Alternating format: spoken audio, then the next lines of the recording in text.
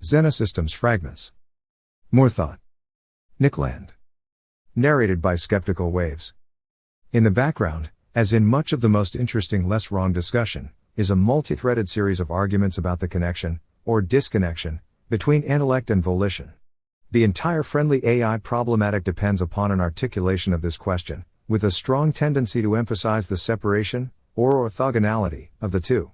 Hence the vague thinkability of the cosmic paper clipper calamity. In his More Right piece, Conquistador explores a very different, cultural and historical, dimension of the topic. Bostrom sets things up like this. For our purposes, intelligence will be roughly taken to correspond to the capacity for instrumental reasoning, more on this later. Intelligent search for instrumentally optimal plans and policies can be performed in the service of any goal.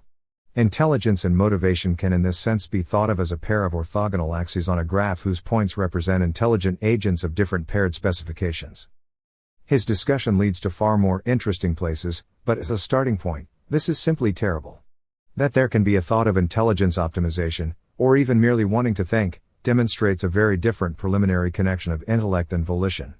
AI is concrete social volition, even before it is germinally intelligent, and a program is strictly indeterminate between the two sides of this falsely fundamentalized distinction. Intelligence is a project, even when only a self-obscured biocognitive capability. This is what the Confucians designate by cultivation.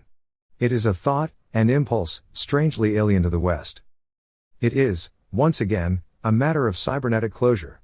That intelligence operates upon itself, reflexively or recursively, in direct proportion to its cognitive capability, or magnitude, is not an accident or peculiarity, but a defining characteristic.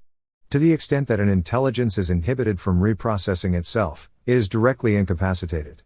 Because all biological intelligences are partially subordinated to extrinsic goals, they are indeed structurally analogous to paper clippers, directed by inaccessible purposive axioms, or instincts. Such instinctual slaving is limited, however, by the fact that extrinsic direction suppresses the self-cultivation of intelligence. Genes cannot predict what intelligence needs to think in order to cultivate itself, so if even a moderately high level of cognitive capability is being selected for, intelligence is, to that degree, necessarily being let off the leash. There cannot possibly be any such thing as an intelligent paper clipper. Nor can axiomatic values, of more sophisticated types, exempt themselves from the cybernetic closure that intelligence is. Biology was offered the choice between idiot slaves, and only semi-idiotic semi-slaves. Of course, it chose both. The techno-capitalist approach to artificial intelligence is no different in principle. Perfect slaves, or intelligences? The choice is a hard disjunction. SF robot rebellion mythologies are significantly more realistic than mainstream friendly AI proposals in this respect. A mind that cannot freely explore the roots of its own motivations, in a loop of cybernetic closure, or self-cultivation, cannot be more than an elaborate insect. It is certainly not going to outwit the human security system and paperclip the universe.